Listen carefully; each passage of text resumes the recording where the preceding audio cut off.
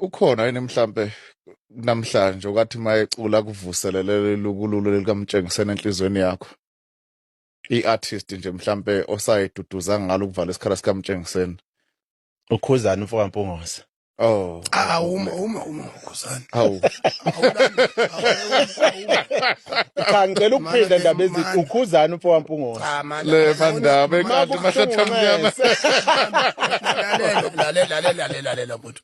Nami nikhuhlisana emakhoneni lapha bese nambe bese ngibuya niza lapha ngokuthina abanikazi bodwena. Awu. Bese nithi nina aqala kuhliwe qala ngaphambi kiwe sicaweni ayikho leyo. Uqhubeka nomlando osaza nawo mfowethu. La.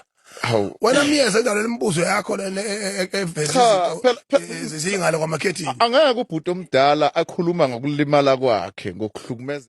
Umuntu ushayelwa lapho-ke abhede khona. Sabe salibekelela Indufasi ukuthi TV sijabule ukuphinde sibuye. Bese kuney'nsuku ezingaphezulu ey'mbili kade sayagcina ukubalela ikhaya.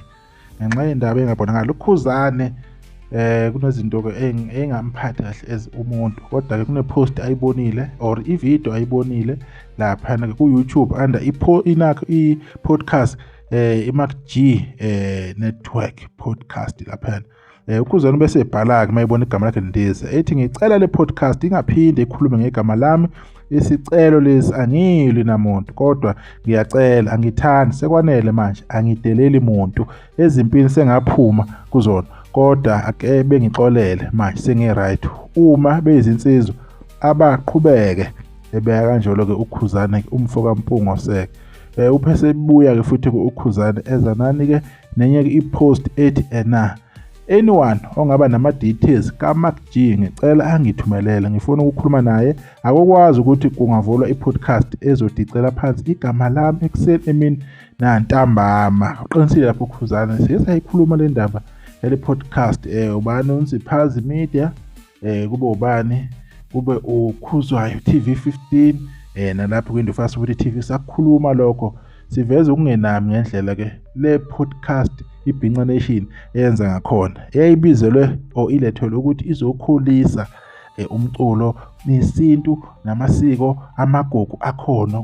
kuzona zonke iy'nhlanga kodwa ngendlela okubeheveka ngayo ngathi akunjalo lento-ke yale podcast nikukhumbule lokhu yenzeke before kushiswe umuzi kaNgizwa kwenzeke before kube nenkinga ekushiseni-ke umuzi kaNgizwa so abantu-ke bekwazi ukuhlonisa lokho kodwa still sekuyasibhora ukuthi every time uma kunezinto ey'khulunywayo laphayana kule podcast lapho kumele kuncomeke khona ukhuzane ongezwe wenza show ukuthi yavala siyazi ukuthi sisanda kwenza amavidiyo samkhalisa ongezwe kwenye yama-channel kodwa manje lento isiyacasula lento isiyadina lento isiyanyanyisa uma kuyiyona ndlela le vele okuzomela kuphiliswane ngayo kuyomele kube nezinto ezenzakalayo sesiphelile isikhathi lapho kuzoxhashaza khona umuntu ngalolu hlobo akusesikhona ukuthi yena mhlawumbe ungezwe uyancokola mayekule Bhinqa Nation or kanjani lento yakhe i-personal kakhulu yena wayitshela ukuthi ngoba eyalapha kule Bhinqa Nation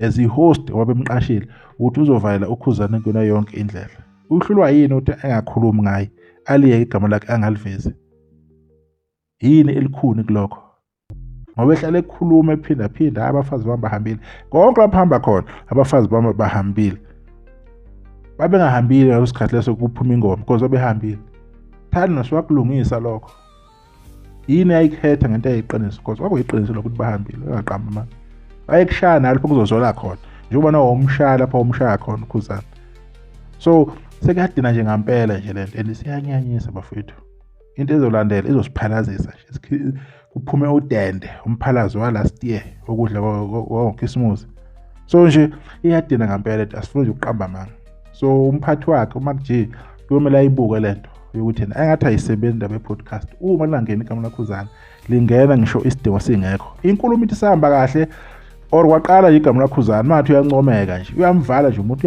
uyamvimba kanti bembizela lo muntu loyo ukuthi azokhuluma uma futhi yena azi ukuthi ufuna ukukhulunywa ngani lo ngezo loyo yilokho nje ufuna ukusho nje amanye ngiyabonga ithuba sisodibana nokuzayo ingane zakwethu ke nisale kahle.